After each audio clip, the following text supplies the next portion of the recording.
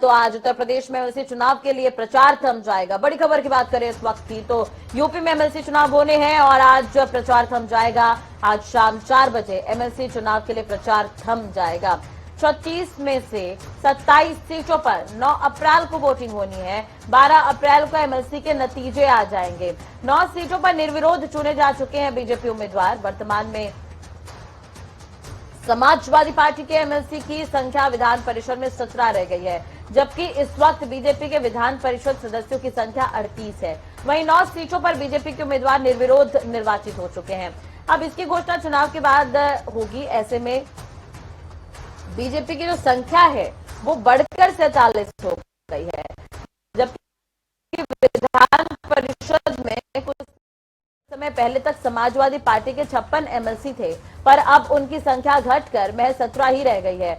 अप्रैल में समाजवादी पार्टी के 3 और सदस्यों का कार्यकाल समाप्त हो रहा है, जबकि मई में भी 3 अन्य सदस्यों का कार्यकाल खत्म हो रहा है। ऐसे में अगर इस एमएलसी चुनाव में सपा को एक भी सीट नहीं मिलती है तो मई में उसकी संख्या घटकर 11 हो जाएगी, जबकि जाहिर सी बात है कि बीजेपी के 6 सदस्य और विधान परिषद पहुंच जाएंगे और पहली बार विधान परिषद में बहुमत से भी आगे निकल जाएगी।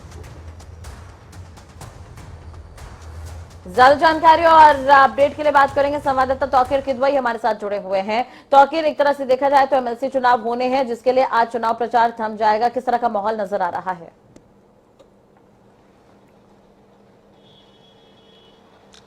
देखिए, भारतीय जनता पार्टी के लिए काफी अहम माना जा रहा है। 36 विधानसभा सीटें हैं, विधान परिषद की सीटें हैं और उस सभी 36 पर पूरे दमखम के साथ भारतीय जनता पार्टी चुनाव लड़ रही है, क्योंकि वो संख्या बल के ऊपर ध्यान दे रहे हैं। उनको संख्या बढ़ानी है विधान परिषद में। यही वजह है कि अब तक 6 से 7 ऐसे प्रत्याशी हैं जो निर्विरोध चुने जा चुके हैं। उसमें किसी भी तरह के आरोप प्रत्यारोप भी लगे हैं। कई समाजवादी पार्टी ने कहा कि उनके पर्चे छीने गए, उनको पर्चा दाखिल नहीं करने दिया गया। मैनपुरी इटावा में हमने देखा कि जो उदयवीर सिंह थे उनका पर्चा छीना गया, वीडियो भी वायरल हुए। फिलहाल उसमें भी कोई कार्रवाई तो नहीं हुई, लेकिन ओवरऑल ये कह सकते हैं कि उनका पर्चा खारिज हो गया और वो पर्चा दाखिल नहीं कर पाए। इसी तरह से 6 वैसी विधान परिषद की सीटें थी जहां पर अब तक भारतीय जनता पार्टी कह सकते हैं कि निर्विरोध जीत सकती है, क्योंकि अब वहां पर सिर्फ जो निर्दलीय प्रत्याशी है वही मैदान में। समाजवादी पार्टी के प्रत्याशी है तो पर्चा दाखिल नहीं कर पाए या तो फिर उनका नामांकन खारिज हो चुका है। अब दूसरी तरफ 30 ऐसी सीटें और बची है जहां पर लड़ाई जारी है।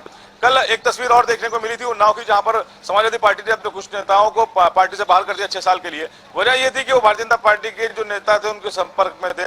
तो इसी तरह के अलग अलग जगहों से भी खबरें आती हैं कि जहां जहां से पर्चे वापस लिए गए समाजवादी पार्टी के, वो भी वहां के जो लोकल स्तर के जो नेता थे वो भारतीय जनता पार्टी के सपोर्ट में थे। तो इस तरह से देखा जाए तो समाजवादी पार्टी के लिए राह आसान नहीं होगी ये एमएलसी का चुनाव, क्योंकि जितने भी उनके जो नेता हैं वो मैदान में नजर नहीं आ रहे, सड़कों पर नजर नहीं आ रहे, वो विरोध प्रदर्शन नजर नहीं आ रहा, सरेंडर की भूमिका में नजर आ रहे हैं। तो फिलहाल ये 30 सीटें और जो बाकी बचती हैं, यहाँ पर भी इक्का दुक्का सीटों पर समाजवादी कुछ बेहतर कर पाएगी। अब अन्यथा माना जा रहा है कि भारतीय जनता पार्टी एक बड़ी जीत के साथ विधान परिषद भी पहुंचेगी।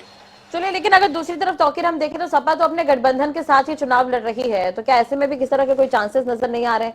लेकिन दूसरी तरफ खबर यह भी है कि बीजेपी को बहुमत यहाँ पर हासिल हो सकता है, वो भी आसानी से।